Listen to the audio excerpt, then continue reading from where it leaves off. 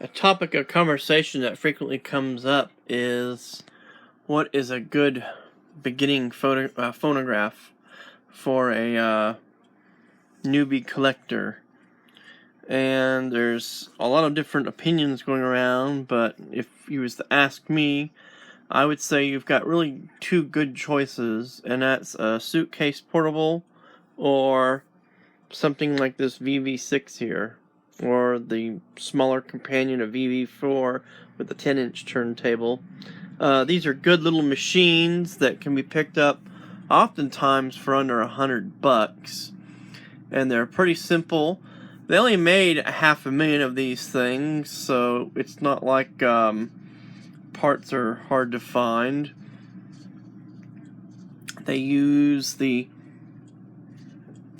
exhibition reproducer that is probably one of the most common of the Victor reproducers, and they don't really do too bad of a job playing a lot of the 78s made up until about World War II.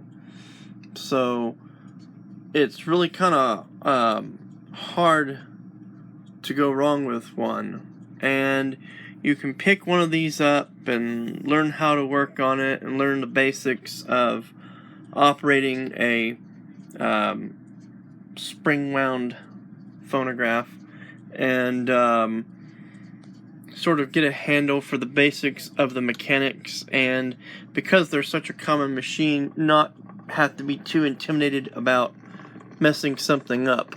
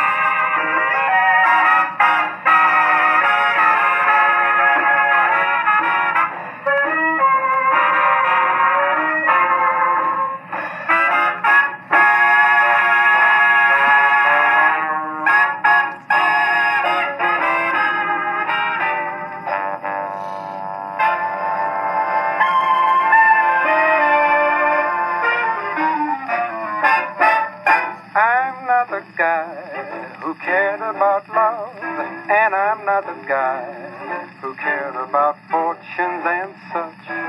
Never cared much, but look at me now. I never knew the technique of kissing. I never knew the thrill I could get from your touch. Never knew much, but look at me now.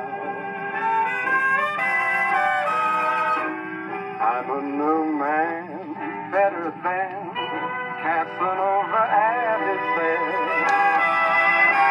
With a new heart, a brand new star, I'm so proud I'm busting my vest.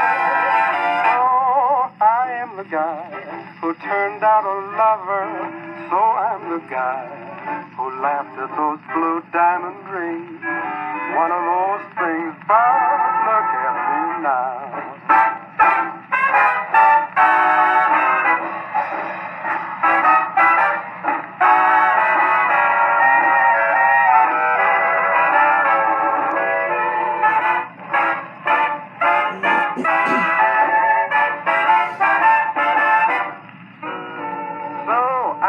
The guy who turned out a lover, so I'm the guy who laughed at those blue diamond rings.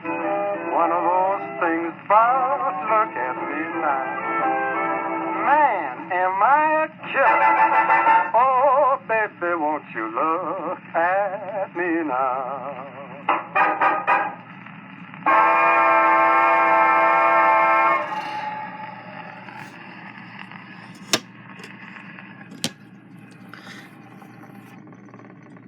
So there was a little song there, give you an idea of how well one of these will play with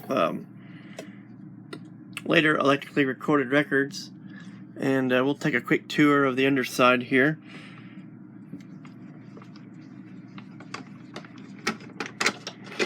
Winding crank just has a thread, just unscrews. And then there's a screw here on each side that just has to be loosened up.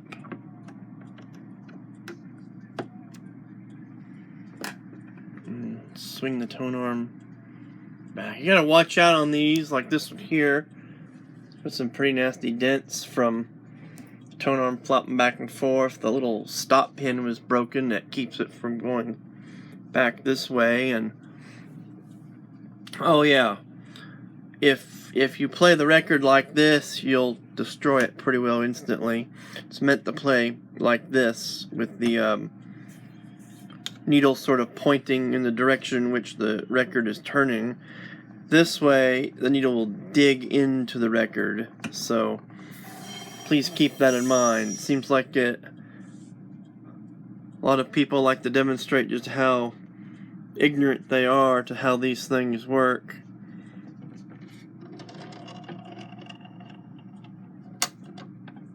This particular machine was made around 1916, 1917. Uses the second generation of spiral drive motor that Victor made.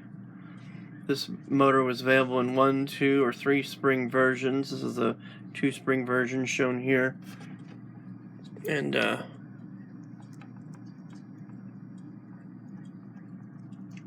not a bad motor. Spring might be unwound a little bit. It might not like playing in this upright position here. And this style of VV6 uses the floating horn. The early VV6s, the horn literally just sits open in the case when you raise the motor up, and the motor just literally sits in the middle of the horn. Whereas in this version here, it is a totally separate chamber. The horn pretty well flattened out right there, though, to clearance the motor, but it does sort of flare out. So,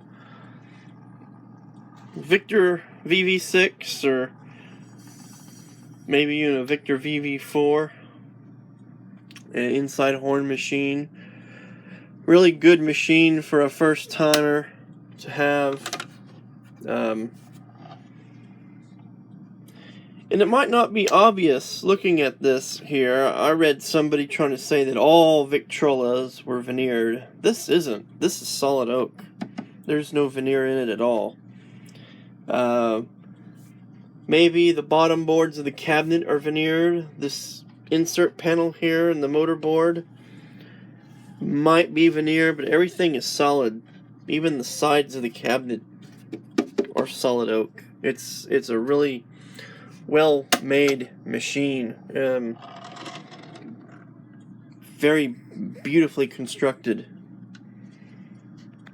Just snug these screws up real loose.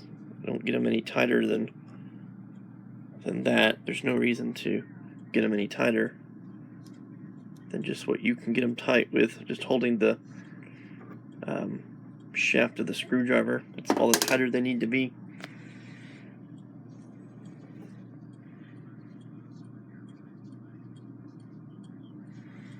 So, it's a really good machine. Highly endorsed if you're a first-time buyer looking for your first wind-up phonograph. Like I said, a suitcase portable, like the suitcase portables you've seen on some of the older videos on this channel from several months ago, or this machine. You cannot go wrong. So, thank you for watching. Goodbye.